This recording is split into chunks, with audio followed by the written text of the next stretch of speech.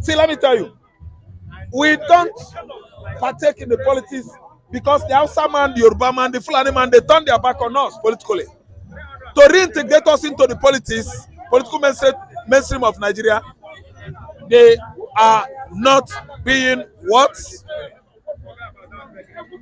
Friendly. They are not being what? Let me say justifiable. They don't see the reason why they will at least reintegrate Igbos, allow Igbos on the political mainstream. That's why I'm of the opinion that perseverance, much concentration and focus on fighting for Biafra is where Igbo man is supposed to belong. Because they have denied us the right to be partaker on the political mainstream of Nigeria. Mr. Rafumechi, we have seen a picture where the Prime Minister of Biafra in Neza, talking about Samanepa, shared where he was in the same picture with the Prime Minister of Finland. And he has said he's going to bring Finland to Biafra. And we are seeing the Finland Prime Minister the other day saying that it took them almost 15 years to fight for independence. And of course, these are God people talking. Do you think Samanepa have what it takes to bring Finland to Nigeria? Yes, Sorry, to Biafra? Yes, and that is a good one from our Prime Minister in exile, and he's a self-exiled person, man. Self-exiled, Simon Ekpa is not only taking picture with the Prime Minister, but whining, dining with him. Why? Because actually, Finnish Prime Minister understands the cause Simon Ekpa is fighting for. Because his country was involved, was like Biafra before. When they were trying to, set them free from the hand grip, tutelage of the former USSR, presently Russia. Anyway, see, it is no news to us that our Prime Minister in exile is doing all it could take diplomatically to annex, at least to bring strong alliance or between the two countries, I mean Biafra and Finland.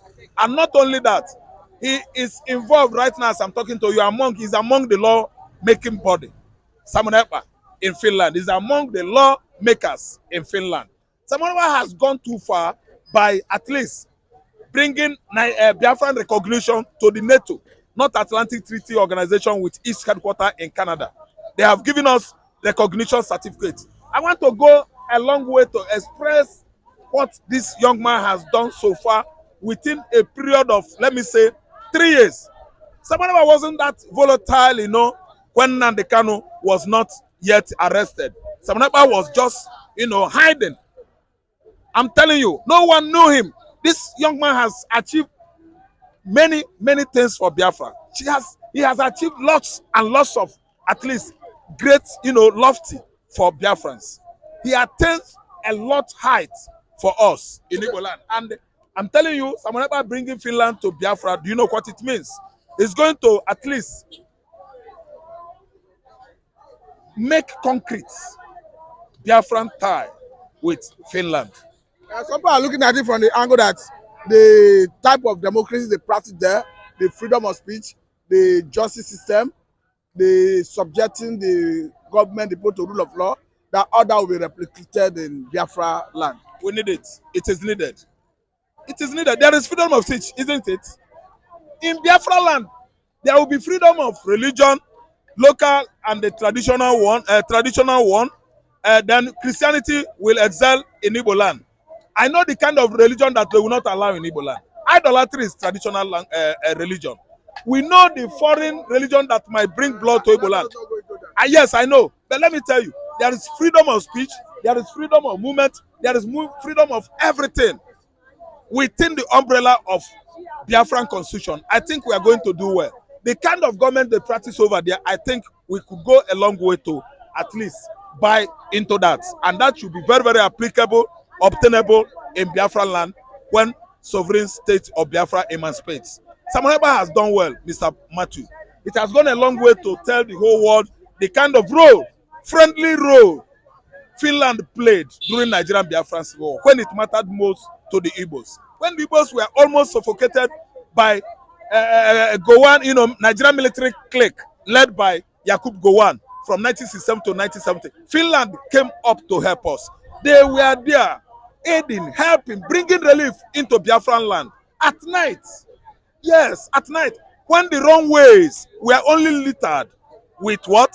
Lantern, traditional one, not this original modern lantern. Oh.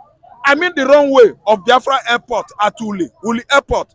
The Finnish were coming with their relief material, bringing all manner of food to the Biafran children, to the Biafrans that are lacking almost every basic needs in Biafra land. Now, let us look at the assertion from Samunepa that he is going to fight Nigeria internationally, diplomatically, politically. Of course, it's like this war from many fronts. That is a better war. A war that supersedes bloody war. A war that is better than launching rockets and other, other weapons, into the regions of the enemy. Diplomatic war is the best. That's the only way you could achieve freedom of this magnitude that Biafrans needed. It is by diplomacy. Internationally, United Nations is there to do something for the Biafrans.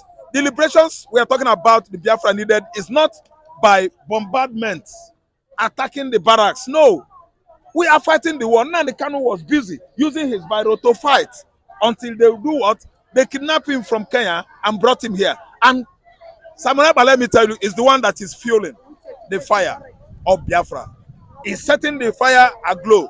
And had it been someone like Samuel, is not in Igbo land, Oga Nnamdi Kanu would have forgotten since. All the Igbo politicians, they are busy feasting on our commonwealth in the southeastern Nigeria, blocking every federal project coming into that region because they don't have love. The only love they have is for their family, their pocket, and their international offshore accounts. They don't have love, they don't have consideration for Igbo man. They only consider themselves, their wives, and their children.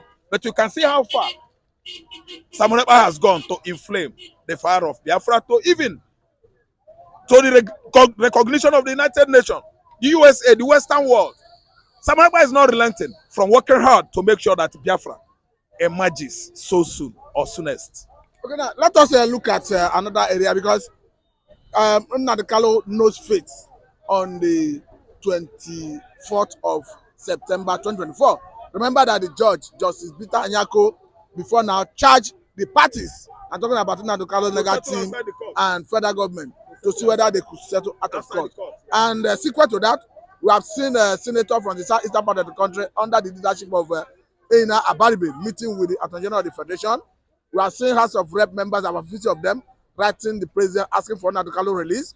We have seen the caucus of the House of Representatives cutting across boards, across party lines, the south, the east, the west, calling for Nnamdi Kanu release. And the governors will soon be meeting with the president for the same purpose. Do you think Nnamdi Kanu will walk out freely this time around? What are we talking about? Nnamdi Kanu will walk out freely, unconditional. We don't want any conditional release that will give him some restrictions. There will be no restrictions. Nnamdi Kanu is freed already. Even last year, during Buhari regime, from 2023 downward to 2022, Nnamdi Kanu was having his victory over federal government of Nigeria. Each and every court session that comes,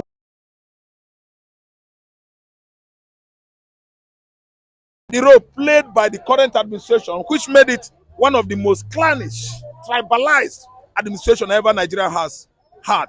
Because Sunday Igboho that was fighting the same cause with Nnamdi Kanu was freed many months ago. And you see the Igbo man, the poor Igbo man, the neglected, the marginalized Igbo man still languishing in incarceration. So what we are saying is that come court may, when the court hearing is coming next month, I think Nnamdi Kanu will not only walk away from the prison, he's going to evaporate or fly away with ego wing. Nnamdi Kanu should be free. Absolutely free. So you have confidence that the meeting that is going on clandestinely and the one openly that we are here seeing in the media will accumulate into eventual release of Nnamdi Kanu, because of course the judge will make the world to know in the next adjourned date of the case, that's 24th of September. But going forward, because we have said that Nnamdi Kanu are promising to abide by any condition that will be put forward by federal government to enhance his early release from detention. Yes. What do that mean for the struggle of Biafra restoration? If you want to be monkey, if you want to dine and join monkey, go behave like monkey. Nnamdi Kanu will truly abide by any condition given to him. Omo, that's a statement that has two weights. It has, you know what I mean? It has weight, as in WEIGHT. That's what I mean, my English here. That he will abide by any condition, any order, yes, given by federal government. Federal government that, listen and listen. Federal government that illegally went to Kenya and brought somebody home, not through diplomatic means, or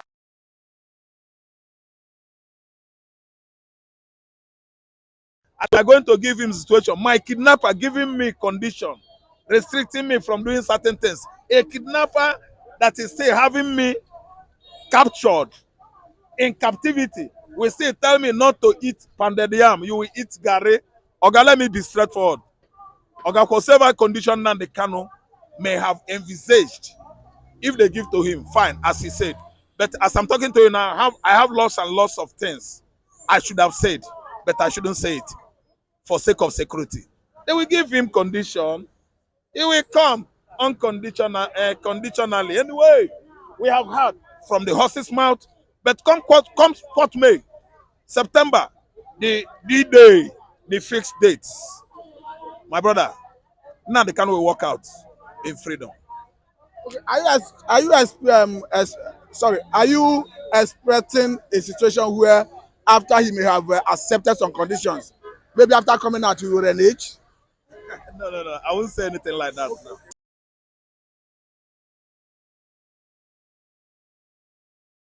Thank you very much for your time. Thank you so much.